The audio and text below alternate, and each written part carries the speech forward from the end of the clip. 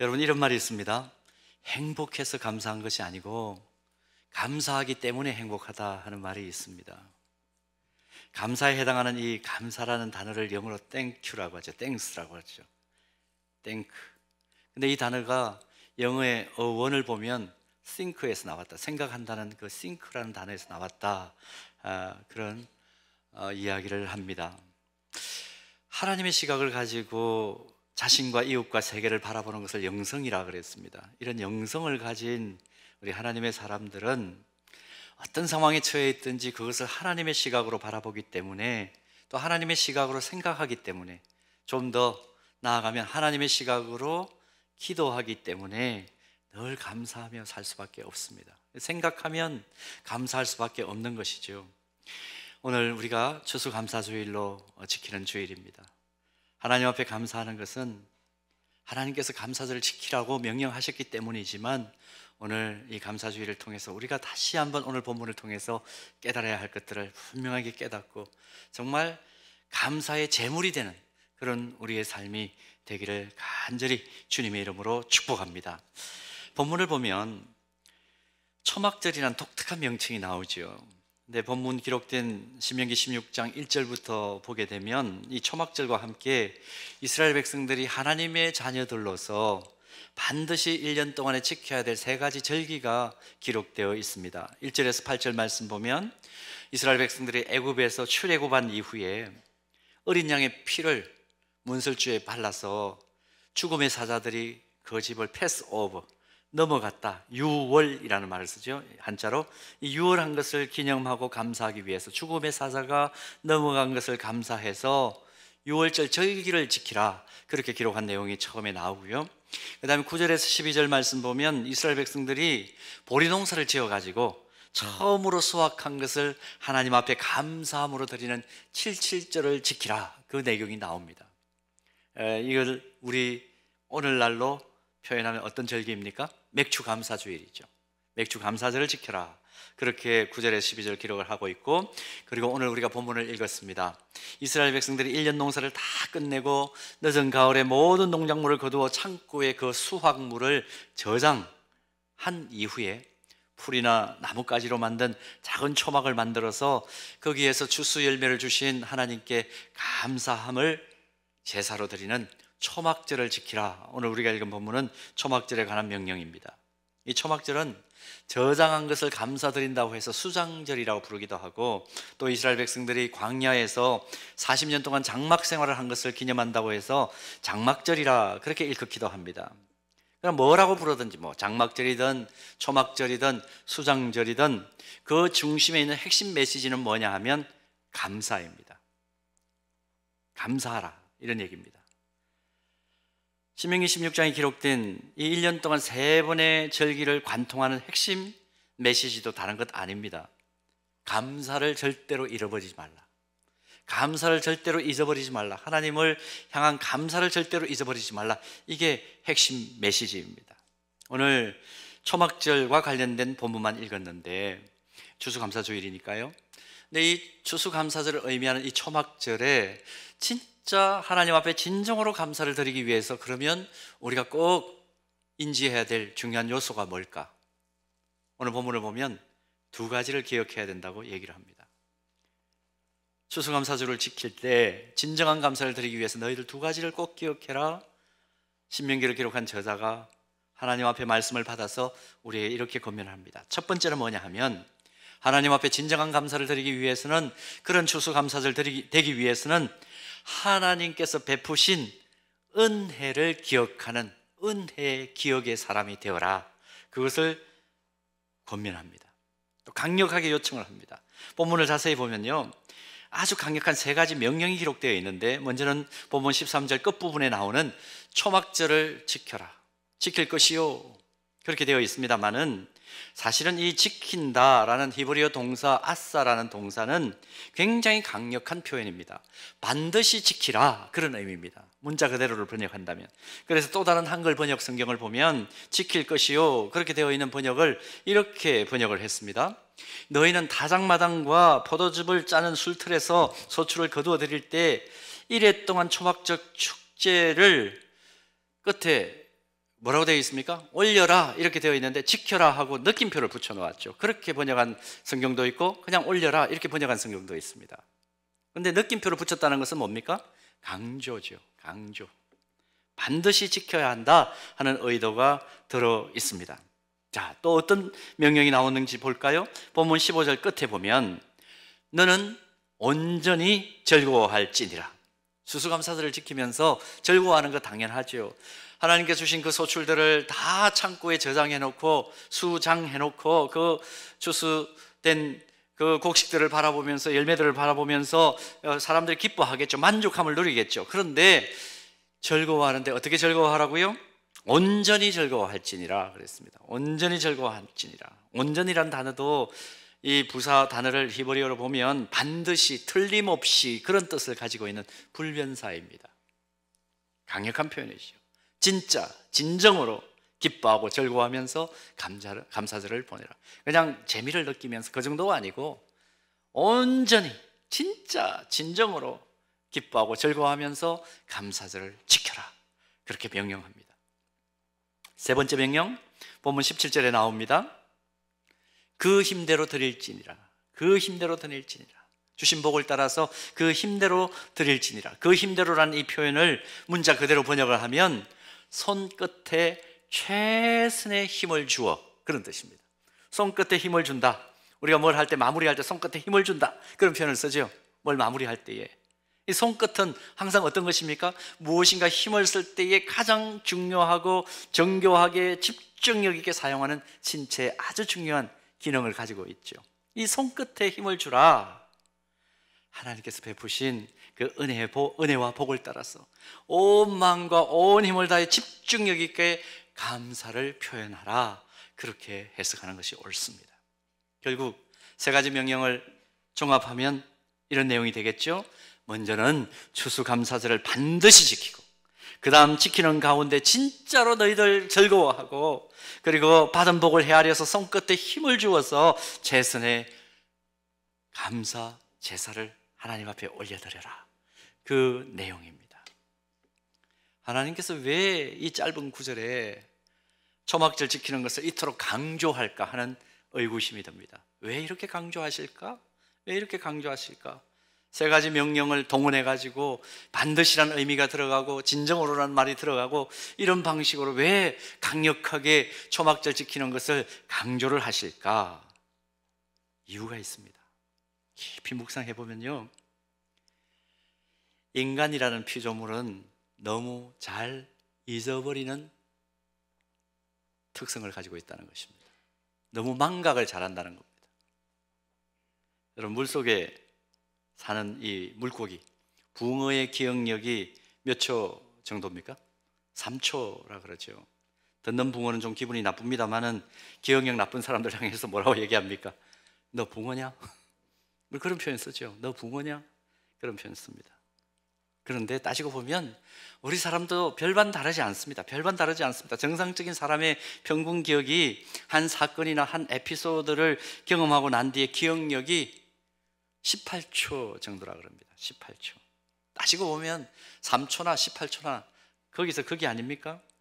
그래서 조금만 이제 세상을 오래 사신 분들 얘기를 들어보면 돌았으면 요즘 잊어버려, 그런 표현을 참 많이 쓰세요.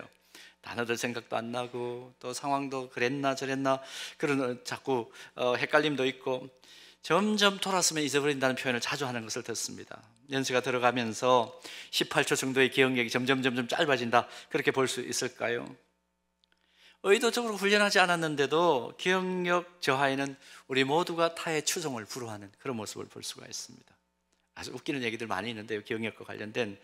아침에 출근할 때 남편들이 정신없이 출근하지 않습니까? 남자분들이 서류 가방 들라, 뭐 자키, 핸드폰 챙기랴, 뭐 한바탕 전쟁을 치른 뒤에 이제 출근에 성공합니다. 차에 탔습니다.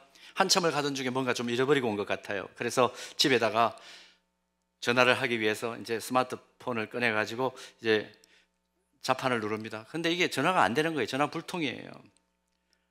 계속 번호판을 눌러대는데 전화가 안 됩니다. 이유가 뭘까요? 잘 아시네요. 그런 분들 있으신 모양이죠.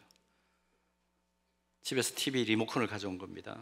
그리고 그날 부인께서는 집에서 하루 종일 없어진 TV 리모컨을 찾았다는 전설 같은 이야기를 우리는 다 알고 있습니다. 나이가 좀 젊으면 괜찮을까요? 제가 직접 들었던 얘기인데요. 어느 청년 형제가 고백한 것입니다. 점심으로 짜장면 한 그릇을 먹었는데 근데 자기 짜장면 거의 다 먹고 밑에 보니까 깔린 걸 보니까 베어 먹다 남은 단무지가 5개나 밑에 깔려 있더라는 겁니다.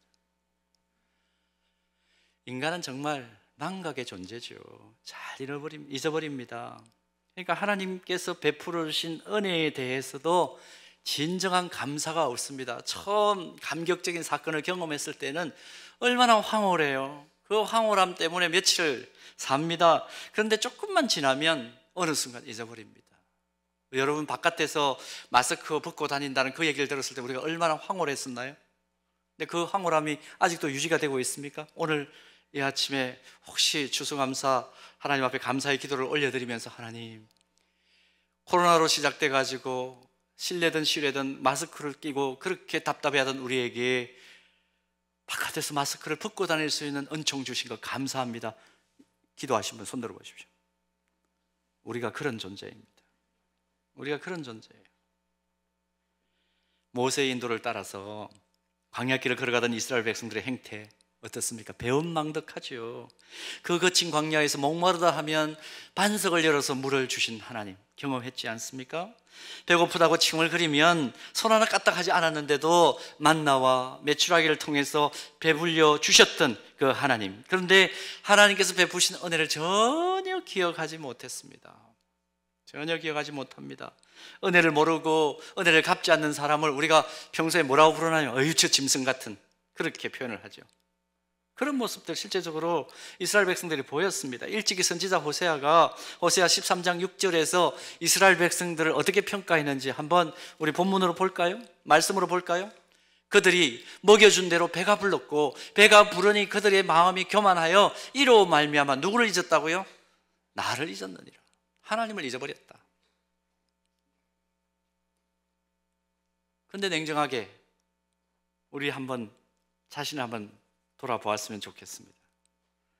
과거 이스라엘 백성들만 이런 지적을 받아야 합니까? 우리의 삶은 괜찮은가요?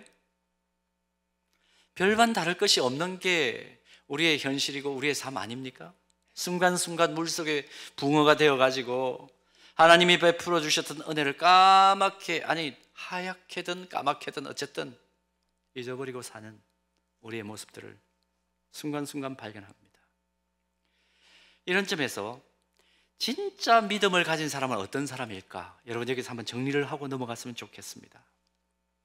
내가 살아오는 동안에 나의 삶 속에 하나님께서 행하셨던 놀라운 역사와 능력을 기억하고 있기 때문에 그 사건이 오늘 나의 삶에 재현될 것을 늘 확신하며 사는 사람, 믿음의 사람입니다.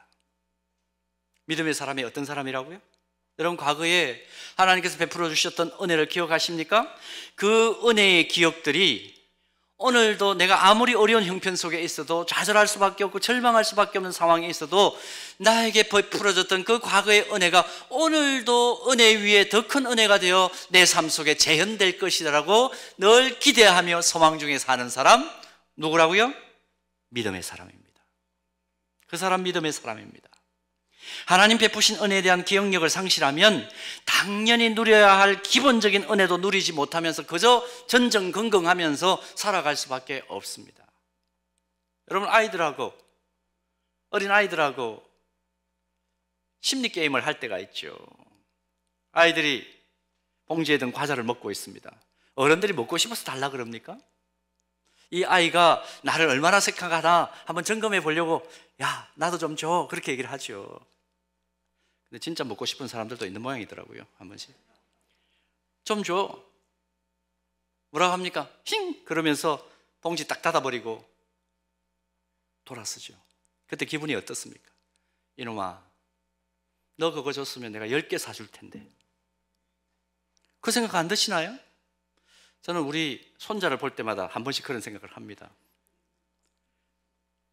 너 그거 손에 쥔 거 나누어 주면 너 귀한 마음 보고 내가 너 더 잘 대우할 텐데. 여러분 그런 생각 들 때가 있잖아요. 아이들을 보면서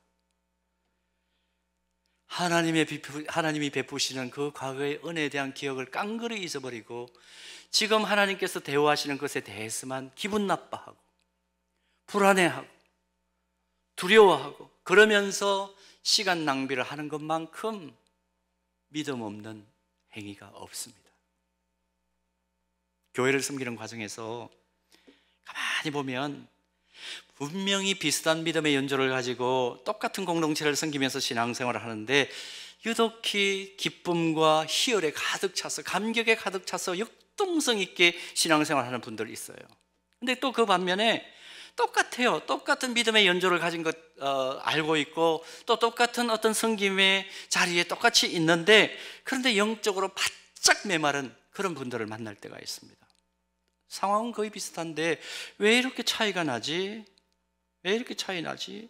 똑같이 예배드리고 똑같이 말씀 듣고 비슷한 섬김의 자리에 있는데 확연하게 다른 그런 두 부류의 사람들을 만날 때가 있습니다. 그런 상황을 만날 때마다 하나님께 가만히 여쭤봅니다. 하나님, 누구에게는 은총의 햇살을 강하게 비추어 주시는 것이고 누구에게는 좀 은총의 햇살을 약하게 비추어 주어서 이런 일이 빚어지는 건가요? 그렇게 묻고 싶을 때가 있습니다. 근데 아무리 봐도 하나님께서 내려주시는 은총의 햇살은 똑같아요. 똑같습니다. 오히려 어떤 면에서는 영적으로 연약하고 메마른 그 영혼을 향한 하나님의 애끓은 애달픔이 있다는 것을, 오히려 간절함이 있다는 것을 때때로 발견합니다. 근데 그 영혼은 깨닫지를 못해요. 왜 이런 차이가 날까? 똑같은 상황인데 똑같이 말씀 듣고 똑같이 예배드리고 똑같이 신앙생활 같은 공동체에서 하는데 어떤 영혼은 정말 윤택한, 정말 흘러넘치는 은혜의 기쁨을, 복락의 강수를 누리고 어떤 분들은 왜 그렇게 메마르게 바짝 말라가지고 뾰족하게 굴고 말이죠. 왜 그럴까요? 이유가 뭘까요? 저는 해답을 찾았어요. 은혜에 대한 기억력 차이입니다. 은혜에 대한 기억력이 너무 차이가 나요.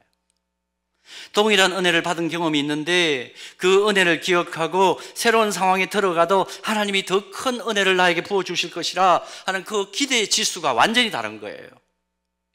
그런 은혜의 기대 지수를 가지고 기대치를 항상 가지고 소망 중에 살아가는 사람의 표정은 어떨까요? 말할 때의 그 말의 어투는 어떨까요? 사람들을 대하는 태도는 어떨까요?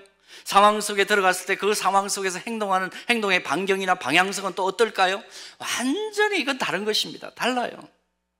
지금 주시지 않는 것에 대해서 불평하기보다는 이미 주신 은혜에 대한 감사의 정도가 확실히 다르니까 은혜의 삶을 살아가는 그 말과 행동과 표정이 완전히 다른 것입니다. 사람들과의 관계를 맺어도 그래요. 어떤 일을 처리할 때도 그래요. 여러분, 우리 스스로를 한번 점검해보는 추수감사주일 되었으면 좋겠습니다. 나는 어느 쪽에 가까운가? 내 인생에 날마다 은총의 햇살을 비추시고 베풀어 주시는 하나님의 역사를 항상 기억하고 기쁨과 감사가 넘치는 그런 삶을 나는 살고 있는가? 아니면 그 반대로 깡그리 하나님께서 베풀어 주신 은혜는 잊어버리고 지금 내 손에 쥐어진 것, 이것 외에는 딴 것 주어질 것 같지 않아. 그래서 사람들에게 박하게 굴고 영혼이 바짝 메말라가지고 건조해서 그렇게 사는 것인가? 아무래도 연약한 우리는 하나님의 은혜를 기억하기보다는 잊어버리는 쪽에 서 있는 경향이 강하죠.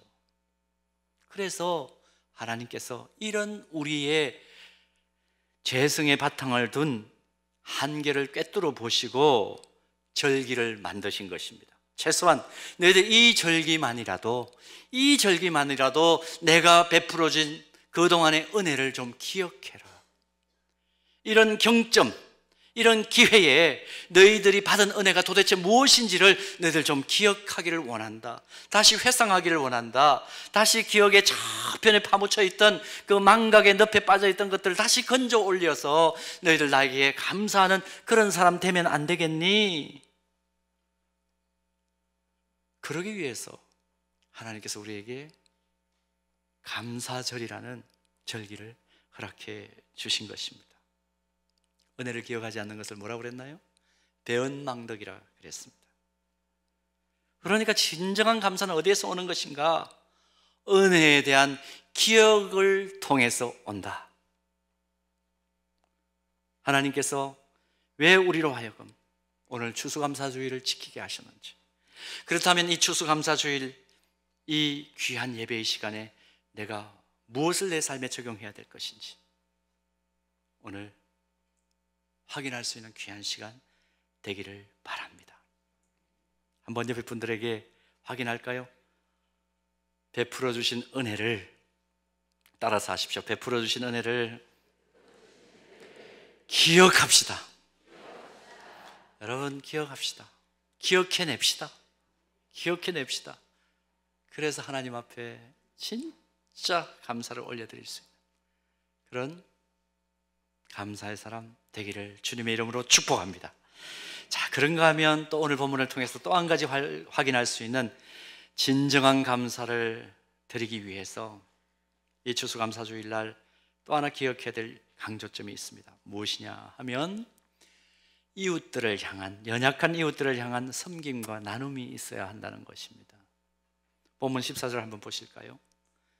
절기를 지킬 때에는 너와 내 자녀와 노비와 네 성중에 거주하는 레위인과 객과 고아와 과부가 함께 즐거워하라. 너와 내 자녀와, 가족 피부치를 제일 먼저 언급해 놓고는 그 다음에는 그 당시에 사람 취급조차 못 받았던 사람들을 바로 언급합니다. 노비, 말할 줄 아는 동물이죠. 말을 알아들을 수 있는 동물로 취급당했던 그 상황을 기억한다면 노비, 종들 제일 먼저 나옵니다. 연약한 이웃들과 함께 하나님께서 주신 추수의 열매를 나눌 때에 그때 진짜 추수감사절의 의미가 새로워진다는 것입니다. 특히 연약한 이웃들, 소외된 이웃들, 그게 나눔을 통해서 함께 즐거워할 때 감사 축제가 진짜 감사가 된다. 그것을 오늘 강조합니다. 우리가 잘 아는 예수님께서 베푸신 기적 가운데, 행하신 기적 가운데 가장 우리 많이 떠올리는 것이 요한복음 6장에 나오는 오병이어의 기적 아닙니까? 오병이어의 기적이 어디서부터 출발되었습니까? 한 어린아이가 자신이 먹을 그 작은 도시락을 나누는 데서부터 기적은 시작이 됩니다. 세상에는요 5,000명 먹을 것 혼자 끌어안고 먹는 사람이 있습니다. 딴 사람도 못 먹게 하면서 자기도 결국은 다 못 먹을 거면서 그 끌어안고 낑낑거리면서 혼자 먹는 사람이 있습니다. 또 달리 어떤 사람은 자신이 먹기에도 부족한 작은 것을 나누어서 5,000명 이상을 먹이는 기적을 일으키는 사람도 있습니다. 내가 진정한 감사를 하는 사람인가 아닌가를 분별할 수 있는 아주 쉬운 기준이, 그래서 이렇게 말씀드리면 어떨까요?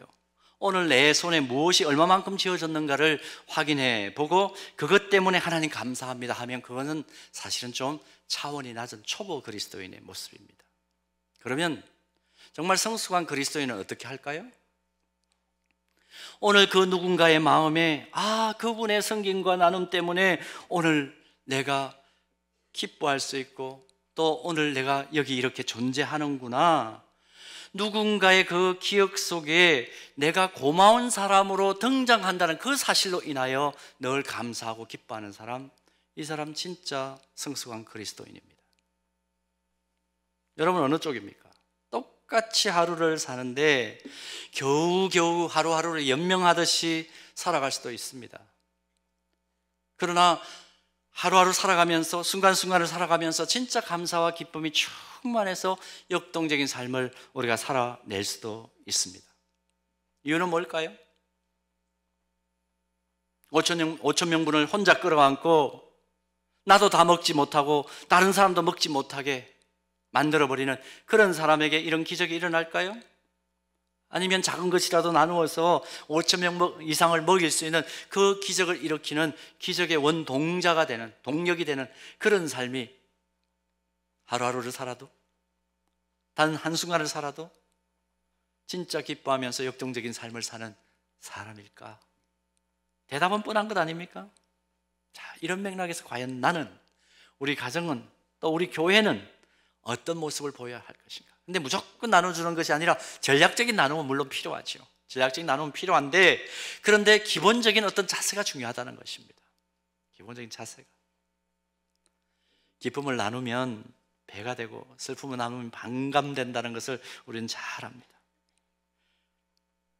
내가 가진 것 무엇인지는 모르지만 그것이 물질적인 것이 되었던, 또 나의 전문성이 되었던, 또 내가 가지고 있는 말이 되었던, 말에는 힘이 있으니까 언제나 감사와 기쁨을 배가시킬 수 있는 나눔으로 이어질 수 있다면 그거 분명 하나님께서 기뻐하시는 사람으로 우리는 계속해서 서 있을 수 있고 자라가는 것입니다.